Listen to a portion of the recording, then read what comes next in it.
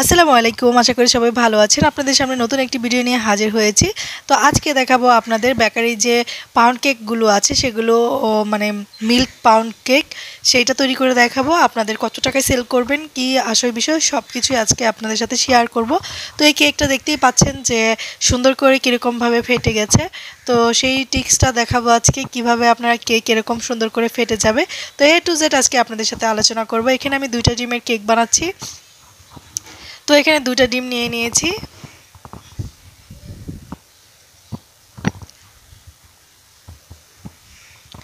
তো এখন ভালো করে ডিমটাকে বিট করে নিব। তো আমি আজকে ফোম করে নিচ্ছি না, যেহেতু মিল্ক ইউজ করব সেজন্য আর ফোম করছি না।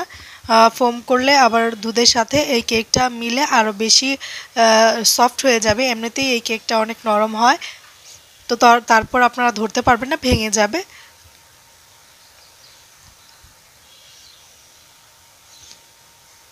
তো এখন ভালো করে বিট করে এখানে হাফ কাপ পরিমাণ চিনি দিয়ে দিয়েছি আর ভ্যানিলা এসেন্স দিয়ে দিয়েছি। তো এখন সব কিছু মিশিয়ে ভালো করে আবারও বিট করে নেব।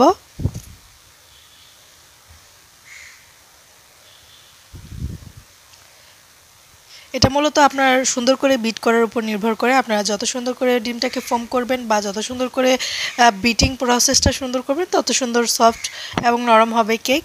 তো এই কেকটা আমি 2টা ডিমের বানিয়েছি। এখানে আমি দুধ ইউজ করব, মিল্ক। তো সেই জন্য এই কেকটার খরচ কত পড়বে এবং কত টাকায় বিক্রি করবেন সেই ডিটেলসটা আর কি শেয়ার করবো আপনাদের সাথে। তো এখানে আমি ডিম ইউজ করেছি 2টা, 20 টাকা দাম।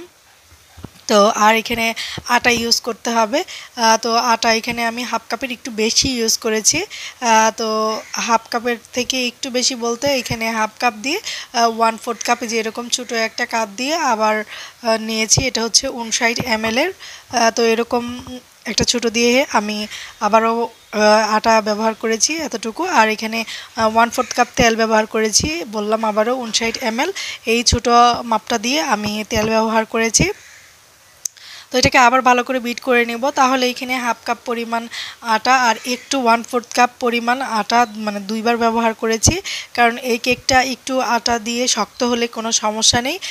তো কেননা আপনার এটা যেহেতু দুধ দেওয়া হবে সেজন্য আর একটু নরম হবে।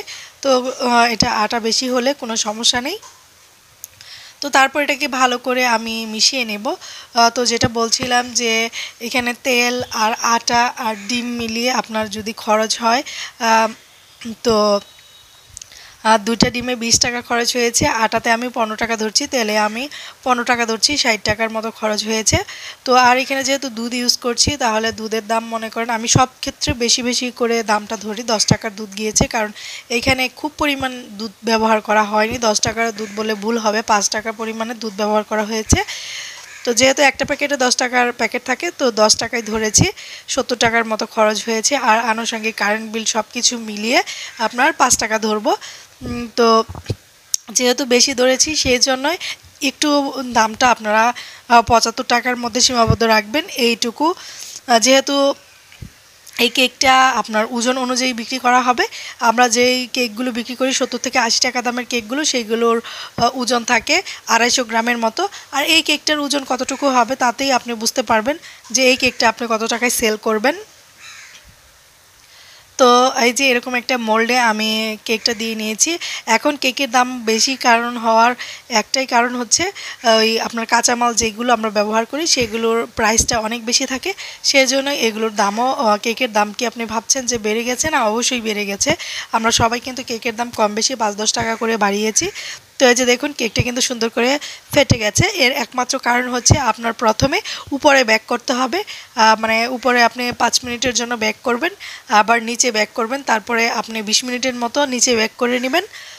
তো নিচে বেক করার পর আপনি দেখবেন যে উপরে যে ব্যাকটা হয়েছে সেই ব্যাকের কারণে আপনার নিচের যে অংশটা সেটা মানে ফুলে ফেটে গিয়েছে। এটাই হচ্ছে মেন কারণ। এটা কখনোই আপনার অন্য কোনো সিক্রেট ব্যবহার করা হয় না। এখানে যতই আপনি চামিচ দিয়ে কেটে দেন না কেন, এটা কখনো এরকম হবে না।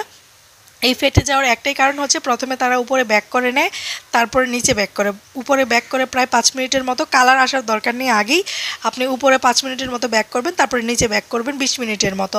20 মিনিটের মতো বেক করে যখন দেখবেন যে কেকটা ফেটে গিয়েছে, তখন আপনি কেকটা হয়ে গেলে টুথপিক দিয়ে চেক করে তারপর আপনি আবারও কেকটাকে উপরে বেক করবেন এই কালারের জন্যে। ঠিক আছে, এরকম হচ্ছে সিস্টেম। প্রথমে উপরে বেক করতে হয়, তারপর নিচে, তারপর আবারও কালারের জন্য উপরে বেক করতে হয় হালকা 2 থেকে 3 মিনিটের মতো।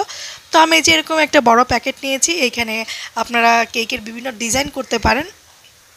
তো আমি এখানে 9 পিস কেক ব্যবহার করব। তো 9 পিসের ওজন হয়েছে 305 গ্রামের মতো। তো আপনাদের আমি ওজন করেও দেখাবো। তো এই কেকটার দাম কিন্তু অনায়াসে, যেহেতু 250 গ্রাম কেকের দাম আমরা 60 থেকে 70 টাকারও উপরে বিক্রি করি। এখন যেহেতু দাম বেড়েছে, সেই জন্য সেইটার দাম হয়েছে 80 টাকা করে, তো এক প্যাকেটের দাম। তো এই কেকটা যেহেতু ওটা হচ্ছে 250 গ্রাম, আর এই কেকটা হচ্ছে 300 গ্রাম, 100 গ্রামই বেশি। তো এই কেকটার দাম ন্যাচারালি আমরা 120 টাকা সেল করব, 120 থেকে 30 টাকার মধ্যে সেল করব। তো এইটা কিন্তু আপনাদের দোকানদারকে 10 টাকা লাভ দিতে হবে, আপনি 110 টাকা দিয়ে এটা আপনি সেল করতে পারেন। তো এইটার প্রাইস কিন্তু আপনার খরচ পড়লো 75 থেকে 80 টাকা, আপনি কিন্তু 30 টাকা লাভ করতে পারছেন। তো নর্মালি ব্যবসায় মানুষ 1-2 টাকার লাভেও কিন্তু ব্যবসা করে। তো 30 টাকা লাভ আপনাদের কাছে যদি কম মনে হয়, তাহলে আপনাদের বিজনেস করার কোনো দরকার নেই। তো যারা বসে আছেন বসেই থাকেন, এটাই ভালো হবে। তো এখানে আমি স্টিকার লাগিয়ে নিচ্ছি। অনেকেই এসে বাজে মন্তব্য করেন, কিছুই বলার নেই, আপনারা ব্যবসা করলে করবেন, এটা আপনাদের পার্সোনাল ম্যাটার। যেহেতু আমি এভাবে বিজনেস করি, সেটাই আপনাদের সাথে শেয়ার করি। তো যাই হোক, অনেকের ভালো লাগবে, অনেকের ভালো লাগবে না, এটাই হচ্ছে দুনিয়ার নিয়ম। তো এই পর্যন্ত আজকে ভিডিওটা কেমন লেগেছে অবশ্যই লাইক একটা দিয়ে দেবেন, আর অবশ্যই চ্যানেলটাকে সাবস্ক্রাইব করে পাশে থাকবেন। তো নিশ্চয়ই বুঝতে পেরেছেন A to Z আমি আপনাদের